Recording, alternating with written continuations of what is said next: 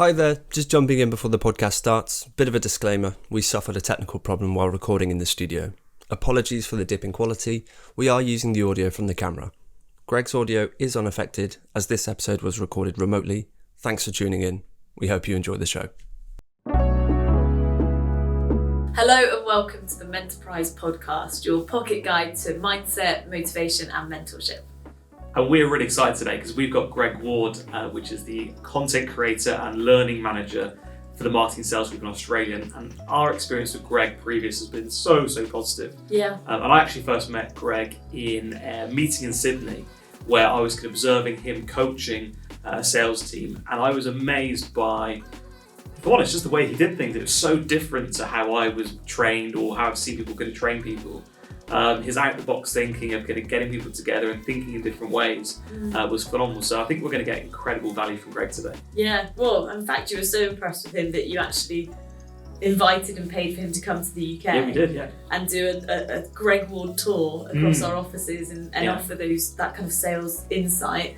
And like you said before, people still talk about it today, some of the stuff that he covered. They do, yeah. He's left a legacy in the UK. Yeah, so it's probably because he comes from that teaching background. So no doubt we're going to get some great value today. We've got him back. It's going to be good. Hi, Greig. Thanks for coming on today. Great to have you on our podcast. For our all our viewers and listeners today, we'd love to hear about your mindset, what motivates you, mentorship, but also to understand how you got involved with the direct sales industry. It's been 20 years now, right? Yeah, I've been involved 20 years exactly now. Just ticked over within the sales profession and in the coaching side of it, yeah. How did you get into it? Because from what I understand, you were a teacher before or in the teaching profession? I'm sort of you might say a sucker, a repeat offender for education. So having finished school, did the university thing, which was Teachers College. And from Teachers College taught for about 18 years and in the secondary system. Wow. So I'm a secondary teacher and love it. I'd go back tomorrow, and you'll still consider it and still got connections with it. And I was teaching in geography, outdoor education and physical education. So I'm more the outdoors kind of guy, you might say. And from there, I had a great friend in the business, Greig Ward, who's been in it for, in the direct sales period for a long time. And in doing that, he approached me and said, come and have a look at what we're doing. Could you add some value to what we're doing in terms of the training and support and systems? And in doing so, I saw, how do I describe it? I came in and saw a lot of enthusiastic young people that love what they're doing, but probably didn't know any idea on how to pass the knowledge on. They were just running on juice, attitude and motivation, as they called it in those days. Yeah, so it's been now, coming out, and I was going to do that for a year, just took a year's leave from teaching, but that year's leave teaching has now become 20. So to me, it's teaching. It's more teaching, just teaching sales, teaching leadership, teaching management, teaching how to teach. Yeah. And so similar principles come in, So very qualified to jump on today and give some fantastic advice then. Oh, thank you. I'll let you be the judge of that. So a question we often ask our guests, Greig, is we call it the 3 M's, which is mindset, motivation and mentorship. So for you, what does mindset mean to you in your role? It's good to have questions that force you to think about something you probably take for granted. And I think sometimes those of us who are more optimistic in our viewpoints take it for granted that everyone has a similar mindset. And the reality is they don't. And we all have very different mindsets. And I think what mindsets to me is believing in, and the way I summarize it is believing in and striving for the best possible outcome. So in other words, you believe there's going to be a positive outcome out there. There can be a great result. And therefore, because there can be, you strive for it. And it goes against the alternative where people think, there might not be any good results out there. Maybe I'll do poorly. And therefore they strive.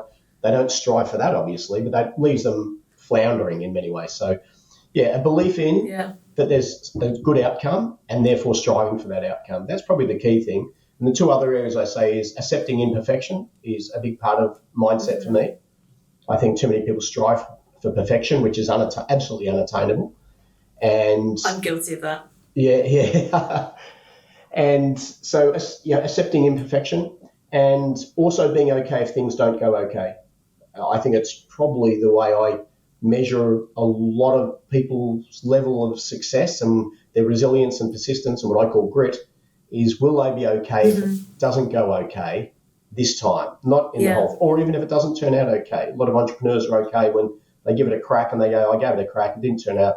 They don't beat themselves up. It just didn't happen this time. So they're probably my ways of looking at it, to be fair. So do you feel then, because we talk about failure quite a bit, do you feel that your relationship with failure is actually quite a positive one, where you're not expecting to be perfect, not expecting to get it right every time, but believe that you can? Yeah, but believe actually if you keep doing something enough times, you'll eventually get better at it or achieve your goal. Is that right? Yeah, absolutely. You don't befriend failure by any stretch of the imagination, and otherwise you'll be sort of like Calimero, the sky is falling. So no, definitely not befriending failure, but being okay with it and seeing from it, always being reflective and going, what could I have done differently? If you miss that bus, you miss that train, rather than beat yourself, go, what could I have done? Could I have set the alarm earlier? Yeah, so it is on me. The train did leave on time. Let's not blame the schedule. And so to be a bit more introspective about it, and definitely to be okay with it. And there are times when some people, you will find people are more finely tuned, and we see this. I know you follow a lot of athletes too, Rob and Nina. You see this sometimes in some athletes. Some athletes are accepting of the outcome, and some are really hard on themselves, and they're not good to be around when they're like that. And I'd rather be the person that's good to be around. And it's not you're accepting of failure, but you understand that that is a likely outcome in many of the scenarios that we put to ourselves. Yeah. Well, I'm hearing this a lot about placebo effects as well, and kind of telling yourself that things will come out okay. There's so much science to back up that it's likely that you will believe that, and then even if you're telling yourself it will work out, and you're telling yourself to make yourself believe that it will be okay, remarkably you perform better because your brain doesn't know the difference between a placebo and not in the long kind of like the long run of things. And I find that quite fascinating because it's like when you take a tablet, and even though it's not a real tablet, you're like, oh no, my headache's gone away. So yeah, having that belief in telling yourself things will go well, apparently there's science backing it, that you're more likely to do well rather than the opposite. Yeah, absolutely. I think there's a lot to do with optimism as well, being optimistic about things and being optimistic. And there's been a lot of research around this of late, and I love it. And then there's actually positive hormones released when we realise we've had success, and we know that. But there's also positive hormones released when we come really close. We go, oh, that was so close. And I know, Rob, you're a mountain biker, and I'm sure you've tried some jumps and turns, etc. I'm not sure how much you're doing of it now. Nina's given the look. But well, no, it's only because some of them are pretty big. Yeah, but there are some you're trying to get, I don't know if this is right on the edge. And as a psychologist, behavioural psychologist called Chesh Mahali, and what he found is you have degree of difficulty and you have competence. So we have a level of competence and a level of degree of difficulty, and ideally that'll match. And if we match the degree of difficulty with our level of competence, we end up in this state called flow. And it is where, and I know you're keen skiers as well. I've seen the great Mantra magazine. I get very envious when you go away. But if you go down, you say in Australia, I think it's the same overseas, but you'll have blue runs or intermediate black and then double diamond for those that are very good. But if you're a blue to black skier and you see this black run, you go, oh, it's right on the edge. But if you pull it off, you end up in this sense of flow, which is high concentration, real focus, but the level of euphoria at the end of achieving that is right on the edge of your competence for the degree of, or the right on the edge of your degree of difficulty of the competence. There's a match. The downside is if people are highly competent and don't challenge themselves enough, they get bored. We get boredom. So in the sales area, to be someone who's a real jet in sales and really experienced, and you send them to an environment that's very easy to get sales. Everyone signs up. Well, where's the challenge in that? Or the flip side, somebody who's brand new in sales and you send them to a tough territory with a really difficult demographic, that's way out of their comfort zone, and that equals disaster. Yeah. So if the degree of difficulty is too high and their competence is too low, it's a mismatch, and it ends up being disaster, and they become deterred from ever trying again. And the other extremes are saying if they're highly skilled and they don't try anything too challenging, complacency and boredom. So it's a reminder for us to keep challenging, and even at my age, you go to keep pushing the envelope, going, I wonder if I could do this. And to be fair, let's be candid, it's one of the reasons I accepted your invitation, as much as we've got a great relationship, but I go, I can't remember the last time I was invited to do it. I do quite a few interviews, but I haven't been on the other side. And I go, this will challenge me, but isn't that a good thing? Yeah, I suppose it's measuring, making sure you're out of your comfort zone, but not so much that you're out of depth, I suppose, that you drop all confidence. Yeah, and we've got to watch that. I'm actually in Wales in a couple of weeks, Greg, mountain biking, so I'm going to be very conscious of what state that I'm in when I'm looking at the double diamond run. So thanks for that. Yeah, living on the edge. We'll know whether you were in flow or not, yeah. Brilliant. And the second M for us is about motivation. And I'd love to there's two takes we'd like to hear from you today. And that's kind of what motivates Greg, what kind of gets Greg up and gets excited to do your job, but also how do you maybe help motivate salespeople? Kind of what's your take on those two different aspects? Probably there's two parts, and I always find, and as I mentioned, I've worked together with Shane for many, many years, and we've been friends for about 30 years, and it's a question, if we're ever asked at a conference by someone, everyone's younger than us, but they often, what motivates you? And we both get frustrated, or not frustrated, we both are bamboozled by how to answer it. And it's because you do what you do. And so if I was to, and that doesn't make sense to anyone, so I try to articulate it. And to articulate it is I believe motivation is a stimulus, internal or external, that you need until the behaviour becomes a habit. So for you, Rob, using your mountain biking as an example there, let's say you're regularly mountain biking on every second weekend. I'm not sure if it's still as regular, probably decreased over time. And golfers, the same thing. They might play every weekend, etc. Do they need no, they play every Saturday. The alarm wakes them up, they go, they grab their clubs, they go. And someone goes, what motivates you to get up? They go, it's not the golf, it's just they do it all the time. So I think what we want to do, you want to get through the hard bit of what some people call is carrot versus stick. What do you need? I loved Mike's comment in his interview with you in the podcast where he said he's motivated by fear. And which is really interesting. And I know he likes skiing too, so it's probably a good deterrent. So, yeah. But until you realise what it is, and once you realise what it is, you know what it is, and it's more present more of the time. So you don't need as much of it anymore because it's now hardwired into you. So I think motivation is the difficult bit that you need to find out, what do I need to get up in the morning? What do I need to do this? What do I need to do that? And there's a lot of ingredients you need to figure it out. And when you figure it out, it's great. But after a while, you don't want to keep packing those ingredients. You want to get to a stage where it's hardwired into you. And so I would say I'm hardwired for motivation, etc. If that's in some regards. I'm a keen runner. I'm still a keen jogger / runner. I don't need any motivation to get up and run. It's just because I've done it so long, it's habit. And habit's very hard to break. So yeah, it's almost, even if it's pouring rain, it's again, with your skiing, it has to be extreme weather to go, the deterrent is much stronger than the drive. And that's, but I think some people let the deterrent outweigh the drive and they go, it's raining. But it's only drizzle. There's no such thing as bad weather, just bad choice of clothes. W.C. Field said that. So, that is one of my dad's top tips, actually. It is a dad statement. There you go. So, but on the other side, on the flip side, what do people need for motivation? I think there's, as I was saying, there's an ideal. It's called the Yerkes-Dodson motivation model, it's called the inverted U hypothesis. So if you drew a U going like this, like a bell-shaped curve, if you're undermotivated, you'll underperform. By the other extreme, if you're overmotivated, you'll underperform. So there's a sweet spot in the middle that we all need. Right. That's just right for us to be at our best. What we sometimes get wrong is that because you want it too much? That's, some people give them so much motivation, they get so much angst, they underperform. Right. They get anxiety performance. They put pressure on themselves, kind of thing. Yes. So the art of the manager and the leader is to find out what is that sweet spot for each person, and it varies for each person.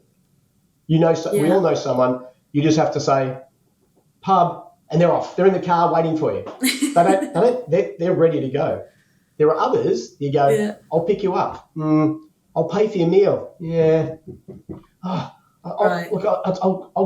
swing by and I'll even drop you home. Okay, now I'll come. So they take a lot of motivation.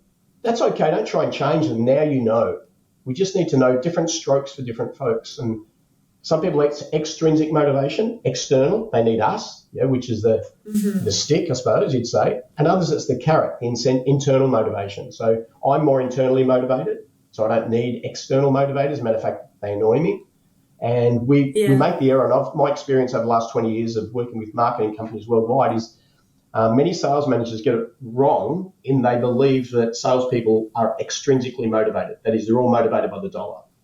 And we know research tells us now that they love your office. They love, they love Mentorprise. They love the Mentor organisation. They love everything you've been doing in Bristol because you're good people.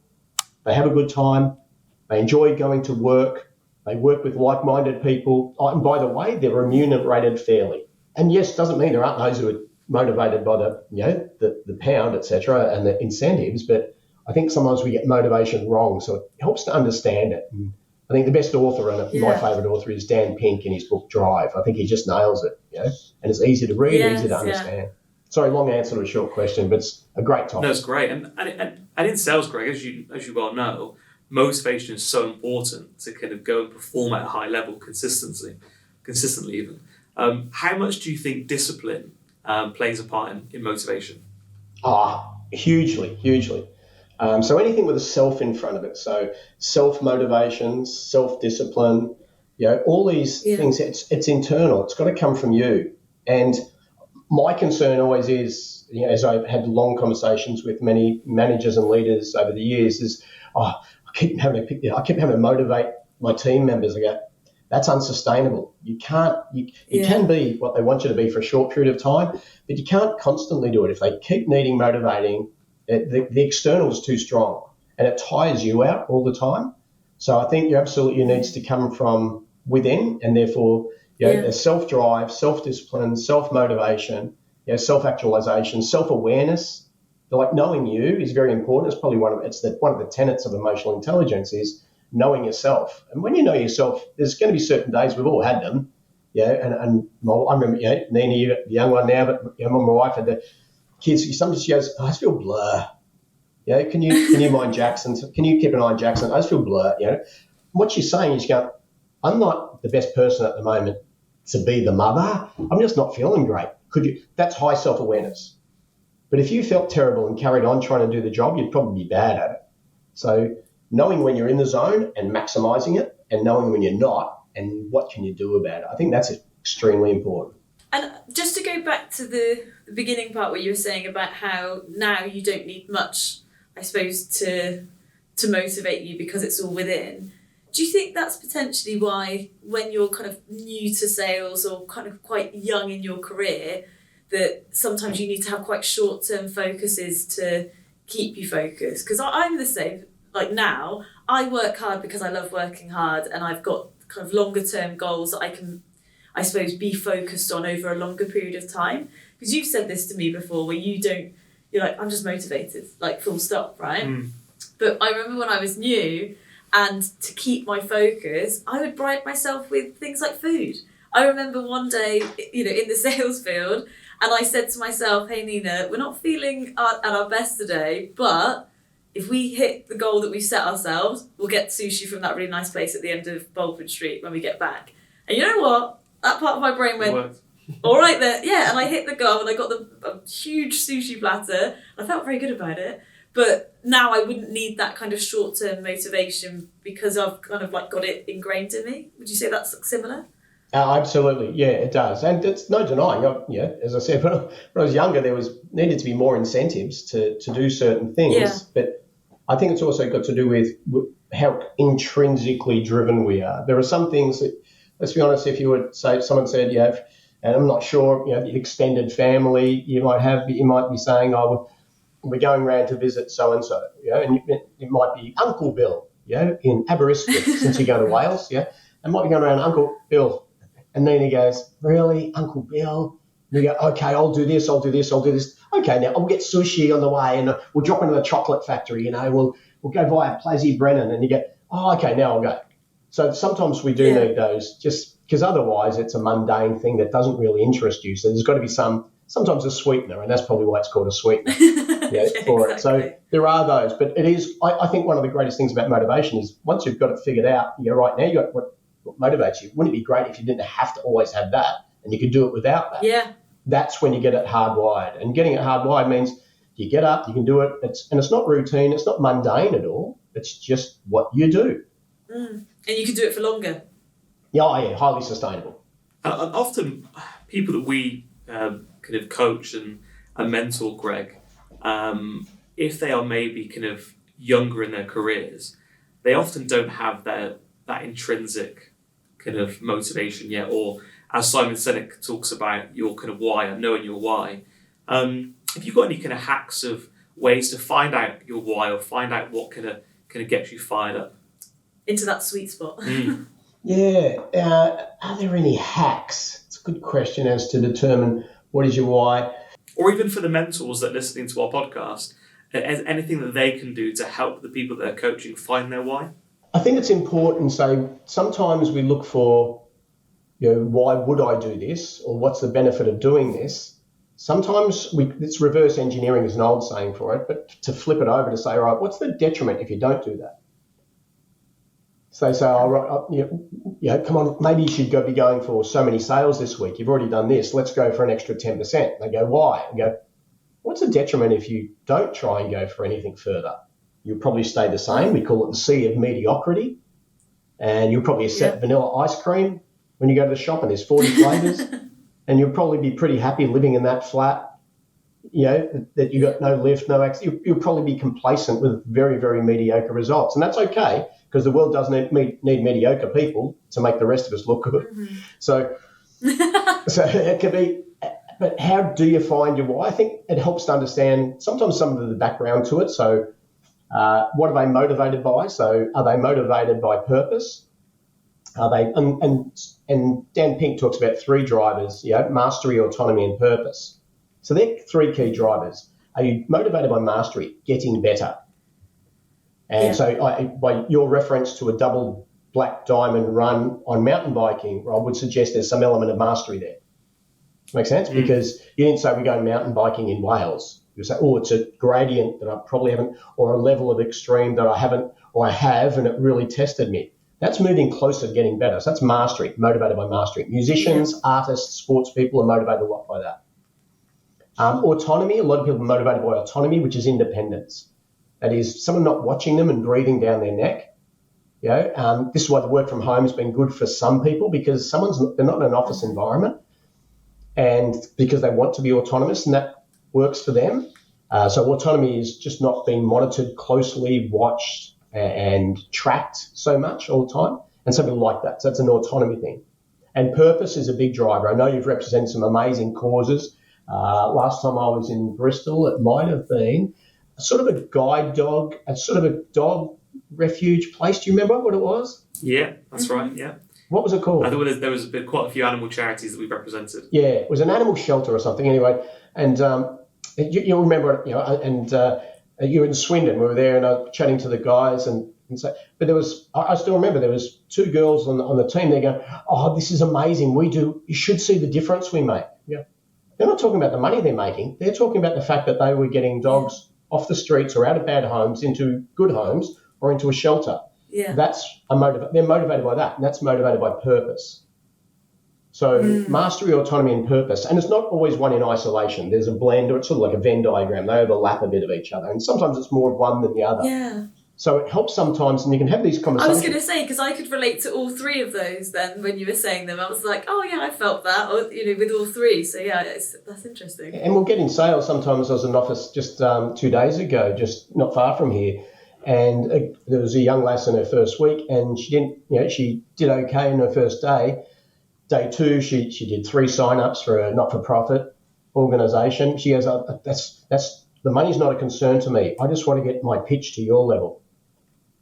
And I go, okay, great. Mastery. So they're straight away. It's mastery, isn't it? Straight away it tells you they're focused on getting their skill better. That's okay. And so, and so, all right, now you know that. All right, so now it's a training thing. If it's an autonomy thing, it's an independence thing, but you still got to train. Great, let me train you to get to the stage where you can work without me. Purpose. And I suppose as a mentor, you could kind of say along the lines of, okay, well, we've got this coaching program, this is the education that we're going to give you, because then that would make them feel like they're going to become a master. So that's how you can work with it. Absolutely, yeah. And you can see how we sometimes if we're not aware of these things as a mentor or as a coach, we go, no, you've got to fall in love with the client. You've got to fall in love with the client. You go, I fall in love with the dollar. And then they make a judgment. Oh, you shouldn't be so motivated by money. They go, but they are. Why would you change it? That's okay.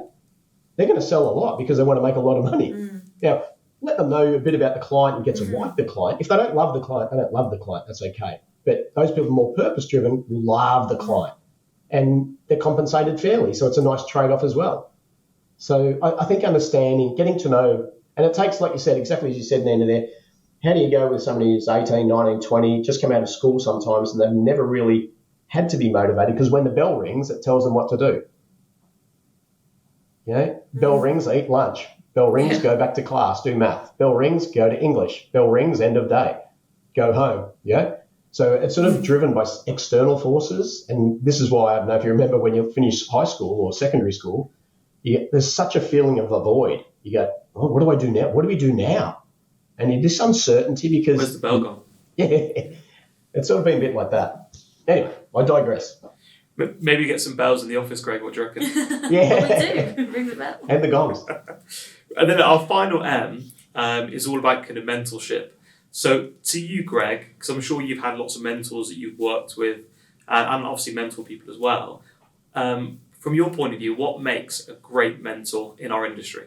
A great mentor in our industry. I was talking about, the Iliad and the Odyssey is where the term came up. So Homer wrote a book 2,500 years ago called The Iliad as a poem, and a Greek poem. And when he wrote the Iliad and the Odyssey, it was based on the Trojan Wars. The Trojan Wars, you might remember Brad Pitt played Achilles in the movie Troy. All the girls usually swooned at that, but that aside. When the king of Ithaca went to fight in the Trojan Wars, he left his son Telemachus to his trusted advisor to bring him up. And his trusted advisor's name was Mentor.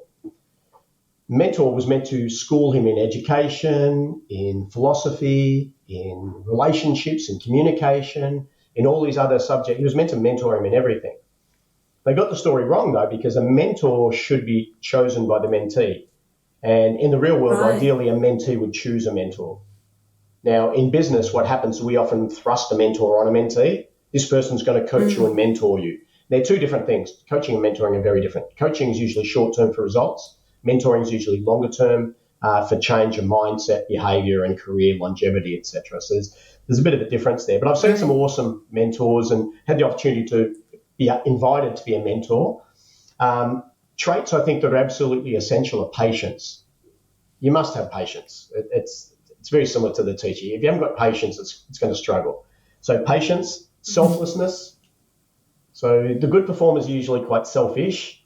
A good coach and a mentor is quite selfless because it's not about them. They must be honest and they must have candor, which means they have to call it as they see it and build a relationship with the person to say, if I see this, you okay if I call it out? And so I might say, hey, Rob, look, you said you wanted me to get better. You said you wanted to give up smoking. I can't help but notice the supermarket you just bought a packet. Pass them here and I throw them in a bin. But if you don't want to be a mentor, I'll go. You want one or the other. You can't dance at two weddings, so you've got to have one or the other. So radical candor or honesty there. They must be objective. I think that's a tough thing there, Greg, because a lot of people that we meet kind of want to be liked and they feel like, okay, well, I can't be too honest with them because if I'm too honest with somebody, they're not going to like me. But I kind of personally think I'm very much kind of, I say it how I see it as well. And if I'm going to support someone and help them and improve maybe on some of their kind of weaknesses or challenges, I really believe that I've got to be really honest and as you said, call it as it is. Yeah, and it has to be, within a mentor program, one of the first things that has to be done is setting of the ground rules. And the setting of the ground rules is, what some people used to say, it's a meeting of minds where you come together and say, right, how's this going to operate? And then people talk about the scheduling, the cadence of the meeting, the location of the meeting, etc. But the key thing's got to be the ground rules. And one of the most important ground rules, as you were saying, Rob, correctly, is setting up the rules of engagement. That is, if I see something that I think is going to be detrimental to your performance, you're okay when I call it out? And just get that buy-in there. So we need this buy-in. They say, yep, absolutely, great. So when something occurs, I say, Rob, remember we had that agreement that you let me call something out? Yep, great. I just noticed you did this. You said you're trying to do that. These are in tension with each other. I just don't think you should be doing this over this. That's my insight for you as your coach / mentor that you've asked me to be. And stop there. Don't drag it on and justify and explain it. And as you correctly said, people don't, there's this friendship thing that comes in, and I'm not dismissive of it, but I'm like you were saying, we need to be objective about it. When people take on a mentor, they aren't out seeking a friend. If they want a friend, that's not a mentor. A mentor, you can build an awesome relationship that is lifelong, absolutely lifelong. However, it's the byproduct. It shouldn't be the prime cause of the mentor relationship.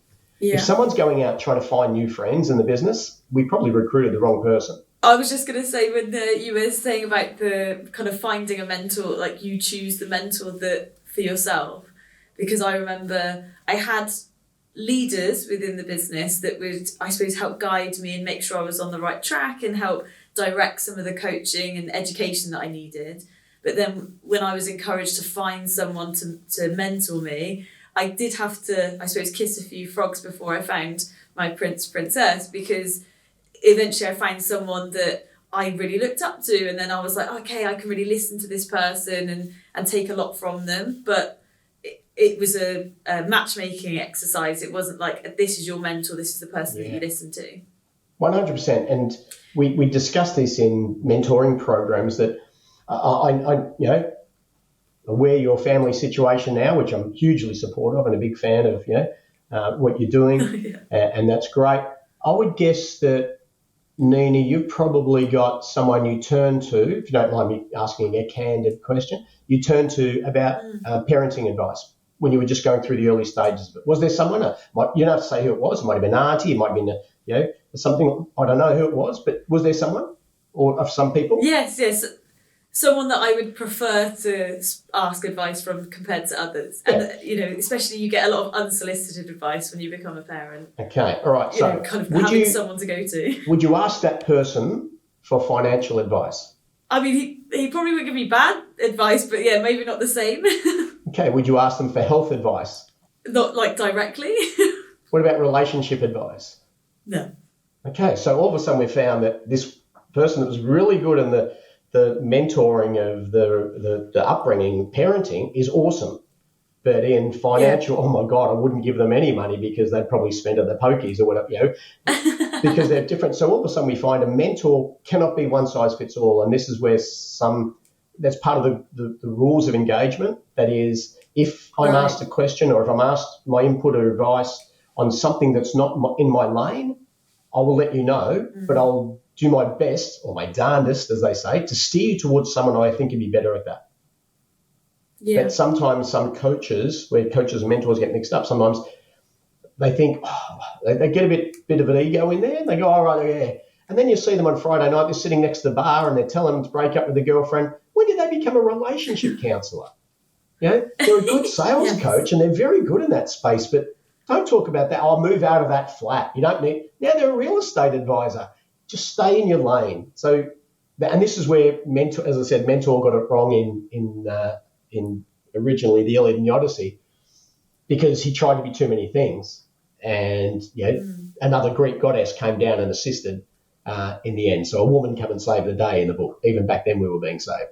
So I think mentors can be great to take on, but we've got to watch out that a mentor can't be all things to the person. Sometimes if they're asking advice that's not in our lane or in our remit or our understanding or our realm of experience, we have to call it out. And that's part of the ground rules. There's quite a few ground rules, I think, that should be set up, because often mentoring, as we know, starts as an informal relationship, and all of a sudden they become like a mentor to us. And that's okay in an informal relationship. In a business relationship, if we're going to do it like a mentor program, there needs to be a bit more structure to it. Otherwise it can come unstuck. Our next question is kind of on advice. And of course, I imagine being a teacher, trainer, kind of coming up with the advice, of how the training should be done with the organisation you work with. You've probably given out a lot of advice. But is there any advice that you've had over the years that has really stuck with you and one that you keep coming back to? It's not advice that was given to me, but it was advice that I heard. It's a famous quote by an author I admire called Mark Twain. And the quote is, "I've worried about a lot of things in my life, most of which have never come true." Yeah. And it's a reminder. I used to be a overthinker, a ruminator. I think the correct term is you start thinking, and I difficulty going to sleep at night because mine was going 100 miles an hour, just going, and then what if I don't do that? What if I don't do that? That would happen. And then all of a sudden I've turned. What if I don't get to the office in time? To losing my job and not having a house. You overthink so much, and that's rumination. And there are more extremes than that. And it's they tell me it's a bit of a mental health issue, but I've managed it. But I think most people have experienced some of this. If you haven't, I envy you. But it's overthink and overthink and overthink. And when this quote was shared with me and we were explained and discussing it and workshopping, I go, isn't that always the way? But what if? But what if? And rarely does it ever eventuate. So I'm reminded that, and I refer to it now as the vaccination syndrome. So I give it the advice that, because I remember going to primary school getting the vaccinations, vaccination day, needle day, we used to call it, right? So smallpox, polio, whatever they were giving them, the triple antigen vaccinations. Whenever they came, I still remember the girl, her name was Susan Gottschalk. I don't know where she is now, so she wouldn't mind. She would cry from the time she came into the school gates because she knew it was needle day, cry, bawling her eyes out. And then when we were scheduled for, say, I was hoping we'd be scheduled early so she would shut up. But she would cry and cry and cry and cry and cry. She'd get the vaccination afterwards. You know what she'd always say? "Oh, that wasn't so bad." Okay. So why did you put us all through that torture? So, and then the following 2 years later, we got more vaccinations. She started crying. And I still remember primary school, I said, "Remember last time what you did? Just remember it didn't feel too bad." So I think we've got to project ourselves to the other side. I know, when you go swimming on the beach, boys know it more than girls. I'm not being sexist, but when we get to our bits, you go along, and you think it's freezing cold. But when you go under and you come back up out of the water, you go, "Gee, that was good." But going in is always cold, isn't it? And you go, "Oh, I don't know." Every time afterwards, you feel fine. The idea is to project yourself to the other side. As Mark Twain said, you're going to worry about a lot of things. Most of them won't eventuate. So on that note then, Greg, you mentioned kind of being on one side a massive overthinker. I think I can be sometimes an underthinker where I don't actually get in my own head. I don't overthink things too much at all. But I presume it's a bit like kind of the comfort zone thing you mentioned, is kind of the comfort zone, the learning zone, the danger zone. You probably need a nice in-between somewhere, don't you, with that? You still want to think about things. You don't want to be in your head too much, but also you don't want to just ignore things. Yeah, I'm envious of people that just go, and I think we all have a lot of friends, like yourself there, that, it'll be all right. And it does work out all right. You go, I'd like to have a bit of that, just wired differently. I'd love to be able to, and I've been able to tap into it personally. I've been able to tap into it well, many a times now, but you go, probably underthink it, but it still works out all right. So why would I overthink it? Because there's that old saying, paralysis by analysis. If we overthink it too much, we start getting self-doubt. And you'll see this in sales coaching people. New salespeople, they're doing their sales pitch in their sleep. Now, if I just said this and if I just do that, they're just overanalyzing it. And the more you think about it, the worse you get. We all know that. So we call it paralysis by analysis. So overthink can be very, very detrimental. Thinking's good. Overthinking can be detrimental. Yeah. So if you are one of these overthinkers, do you think maybe that kind of stoic mindset's important, where you really focus on what you can control and what you can't? Does that help overthinkers maybe? Unbelievable. Yeah, I'm a huge fan of the Stoics. Probably on my bookshelf, next to me, there's probably 4 books there. Ryan Holiday is probably the more contemporary writer on it now, and he's great. Everything he's been doing is brilliant on it. And so absolutely, Stoicism is brilliant because it does remind us of what's in your control, what's out of your control. Focus what's in your control. What's out of your control, can you influence it? If you can't influence it, just realise it is what it is. It doesn't mean you have to be accepting of the way the world is, but it does remind us. Is it? I always say, there's a reason why our windscreen's bigger than our rear vision mirror. It's to remind us to look forwards and not look backwards. So, but do check every now and then. It is there for a purpose too, to check we're on track and see what we have done in the past. Right. Yeah. And then another question that we've got is about the shit that no one sees. And this is about kind of things that you may do that have had a huge effect on your career, but not the flashy stuff that people see on a day-to-day basis, but they might see behind closed doors. Is there anything that Greig Ward does that no one sees? They wouldn't see my dedication to preparation. So they don't do the hard yards. They won't do they won't see all the hours of preparation that goes into a presentation. So I have a rule of thumb, and I think I mentioned it when we had that conference in Bristol many years ago when you kindly invited me over and hosted me, for a mantra meeting many years ago. But and that is, if I've never done a topic before, if I've been asked to run a 20-minute topic on something that I haven't presented to a group before, I have a rule of about 4-to-1. That is, I'll spend at least 4 times the presentation time in the preparation. So that would be about 80 minutes as a minimum.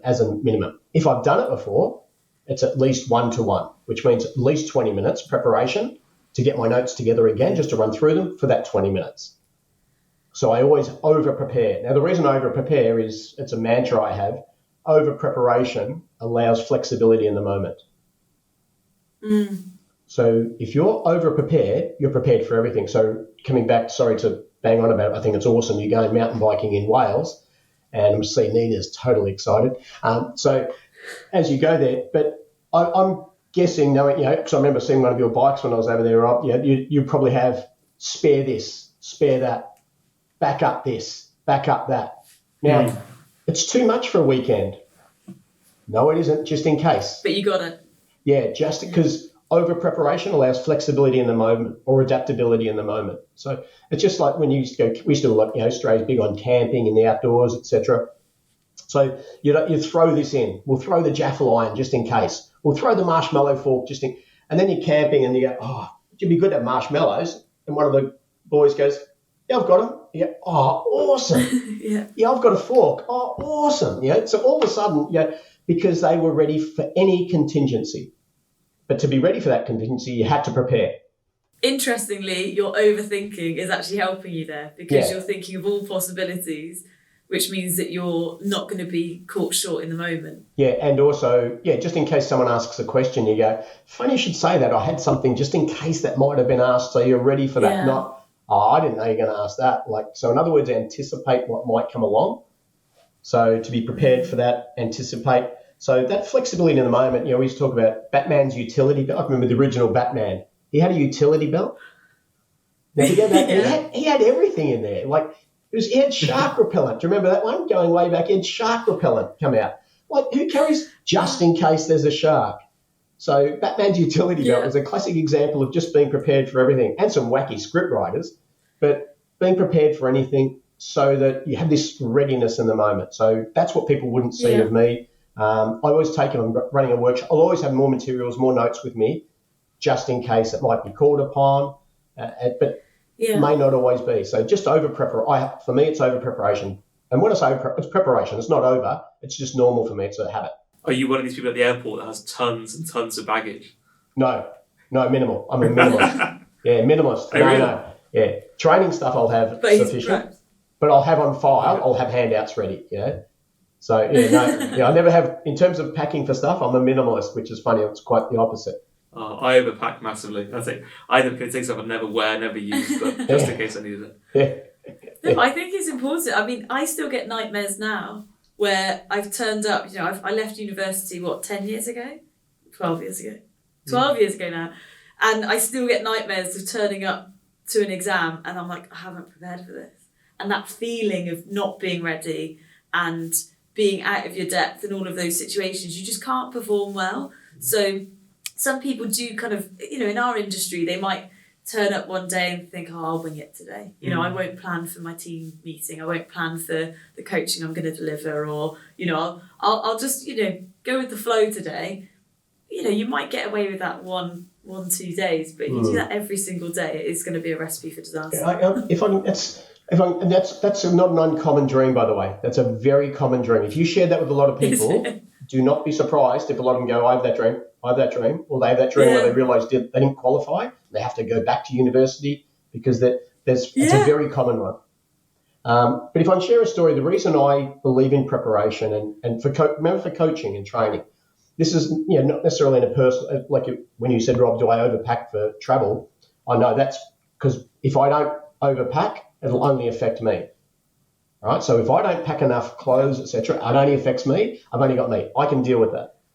If it affected Right. someone else is where I don't allow that to happen. So when as you know, I was a physical education teacher, and I'll never forget, and I was out, on the tiles midweek with some friends, and it was a late night, and rolled up, and I had year 7 soccer, what you call football, like year 7 football at 8:45 in the morning. No lesson plan. I always have lesson plans, always write them out. Easy ones to follow, very simple formula.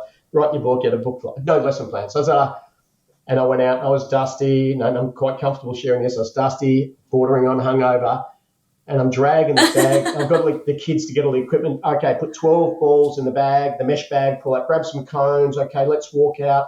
And I'm walking out going, what am I going to do? What am I going to do? What am I going to do? What am I going to do? We get to the oval, and I say, right, I just run 2 warm-up laps. That 2 warm-up laps was to give me time to think, what am I going to do?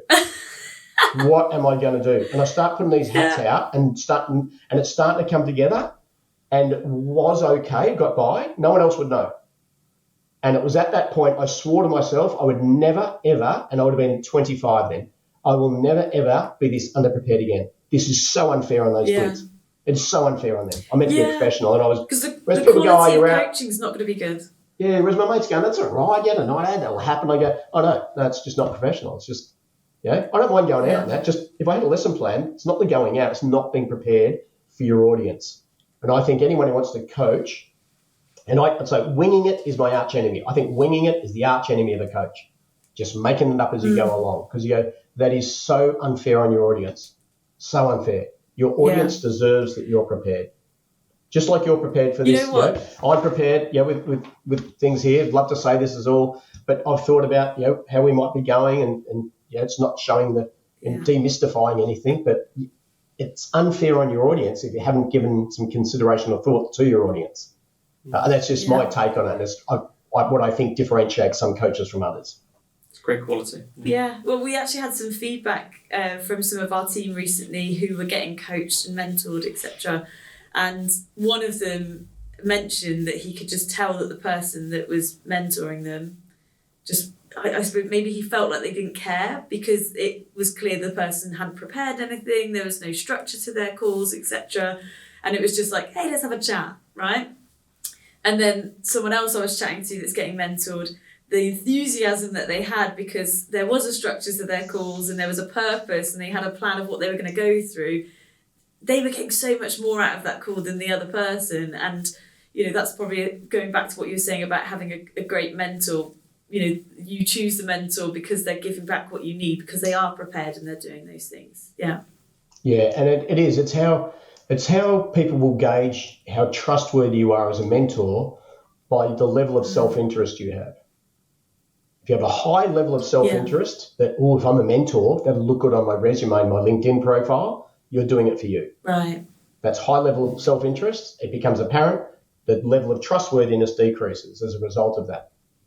However, if you're coaching for the benefit, thank you, I'm humbled by the fact that you ask. If I can share this, I'd love to do this. If I can do that, here's a book, please have that. If your self-interest is low, that is your care for them is higher, trust goes up almost through the roof, because people can see that the interest, it's, as you said there correctly, Nina, it's genuine care. And I think a good mentor genuinely cares about the person and what they achieve and their outcome. They really, really care. Yeah. Which is why sometimes mentors get beat up when the person doesn't see it in themselves and they let themselves down, and they inadvertently sometimes let the mentor down because the mentor is doing so much to help them, and they go, no, I won't do that. You go, you could be a champion. Yeah. So that can be a bit defeating for some mentors. Yeah. Okay. So finally, we kind of want to talk about core values, and I think because everyone that we've spoken to so far has had very kind of different things that they find important. I don't think anything that anyone said you wouldn't say isn't important. But for you, what are your core values that you live by and kind of live your life by? Yeah, my number one is curiosity. I'm extremely curious. And so that manifests itself or becomes apparent. I want to take a genuine interest in people. I really am genuinely interested. I want to come across as if I'm genuinely interested in others. So they're two qualities or values I hold very high, to be curious about everything, places, people, but then show a genuine interest in others. I think that's extremely important. For me, remaining relevant is extremely important as a coach, and as a learning and development is my space. So I need to be relevant, and to be relevant, you need to be ahead of the curve, which means when your information goes, I've heard of that. Yeah, I've heard that. I've read that book. I've done that. You go, you're just not relevant anymore. So that's extremely important for me. So I'm an avid reader, and constantly reading. And part of it's for genuine, self-interest and self-enjoyment, and part of it's to on-share. And I think that's another key part of me as well. I'm a sharer. So I share a lot. So I'm keen to share information. I write a blog each week. I write a newsletter once a month. I write a sales newsletter 2 times a month. Get it into my inbox. Love it. Yeah. So I love the sharing side of things in many ways. And so I see sharing in many ways, that sharing is how we grow. I do believe that sharing things that are different. I think sharing of ideas is so important. And the metaphor I use in workshops when people won't offer ideas is, if we all had a pound coin, a pound coin, whatever you want to say, if Rob and I each had a pound coin and we exchanged the pound coin, we each still only have a pound coin. But if Rod had an idea about something and I had a different idea on something, and we shared our ideas, we now have 2 ideas on the same thing. So sharing of ideas, just as sharing of approaches in sales, like someone says, how do you close this type of customer? How would you deal with this type of customer? How would you coach someone like this? It was all the same. Well, there's another great quote. I learn nothing from people who agree with me except that I'm right, which makes you either ignorant or arrogant, and neither are enviable. So I think sharing. So you're not a gatekeeper. Yeah, so they're the key ones: curiosity, genuine interest in others, remaining relevant, and sharing, on sharing. Sending the elevator back down, some people say, which is a big part of mentoring, I believe. And I think to back you up there, because I think if I added together the hours that we've spent in person, is relatively quite small compared to the amount of years that I've known of you, or known you. But you do have a talent for remembering details, and that kind of, I suppose for me, I remember you mentioned something that I wouldn't have expected you to remember about me when we were kind of catching up at one point, and I remember thinking, God, Greg's such a great person because of that genuine interest. It was clear that you'd been listening to me when we had a candid conversation. It was nothing about work. And I was like, what a great quality to have, is to, I suppose, internalise that and remember and really care for the people that you come into contact with, because you must come into contact with so many people. So to remember that, I was really impressed. It's good. It gets harder to remember too. So I'm glad some of those things are sticking in the grey matter. But I think it's huge. I think one of the, and as you were saying, Rob, there's mentors and coaches and leaders that are going to tap into this podcast, and it's an important thing that active listening, I think, is one of the greatest skills of a mentor or a coach, and that is you listen with the intent to understand and to empathise, versus too many people listen waiting for the other person to finish so they can start. And we call that autobiographical listening, which means autobiographical. They're listening to what they say to see how they can use it in their sentence. So you say you go to Wales. We all know them. I went to Wales. Make sure you go here. Make sure you go to St David's and hear the choir. And they all of a sudden they've taken your story and made it theirs. So we've got to watch out for that. And it's a trait that's not admirable in coaches and mentors. But active listening and taking genuine interest, I think is. So thank you for remembering that too. Well, you remembered that, Nina, so you're just as good at it as well. Yeah. Because it made me feel good in the moment. I was like, I love speaking to Greg. And I think that's a great way to wrap it up. And thanks, Greg, for jumping on today, all the way from Oz. And once again, I've kind of got tons of value from this conversation today. And I'm 100% sure our kind of listeners will do as well. So thanks for taking the time jumping on today. Great to see you again, and hopefully get a chance to see you in person very, very soon. Tremendous. All right. Thank you very much for inviting me. Loved it. Pleasure. Thanks, Greg. Take care. Good luck with the future ones too, team. Cheers. Bye-bye. Oh, so Nina, that was incredible, right? What a conversation with Greg. Greg's always going to be great value, isn't he? Yeah. I love his core values you spoke about, and I really love the kind of his being curious, and kind of you can so tell that from kind of his content, the way that he kind of just kind of quotes different people that have written books, and you mentioned poems, and even kind of things hundreds and hundreds of years ago he's relating back to, and you can tell he's really curious, and it's his role as a sales coach and sales trainer. I think that's kind of so key. But yeah, I thought that was incredible. Yeah, I think the fact that he must be so well read and really understands the craft, and he's got all those things to back it up. Because I'm quite an inquisitive person in the sense that I always want to know why. Like if someone tells me you should do this or this is the way to do X, Y, Z, I'm like, okay, but why is that? And then for him, talking about those graphs and things like that, I'm like, okay, I fully can buy into that.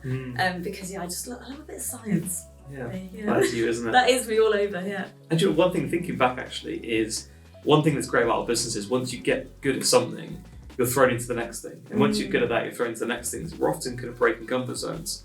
And I think something that's really valuable for our kind of listeners today is, he said the kind of, was it the 1 in 4 rule, where, if he's going to got an hour presentation, he's going to kind of put 4 hours into preparing for it, so he does it really well. Yeah. And then when you actually present that presentation for an hour, you're so ready for it, and you're actually so in your comfort zone because you've done 4 hours of prep. So I think that's really good bit of takeaway information for our listeners. Yeah, and I could really relate to that thing of, motivation kind of being in the sweet spot of like success, because I've definitely had times, more so, where I've wanted things too hard. Yeah. Because we coach a lot about indifference in sales, don't we?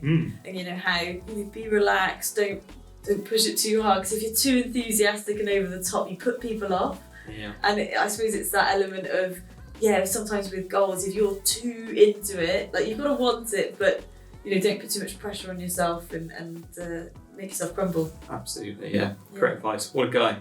I'll be listening back to it. Yeah, a couple of times. Once Ed's done all the editing. Yeah. Brilliant. Fantastic. Thanks, Nina.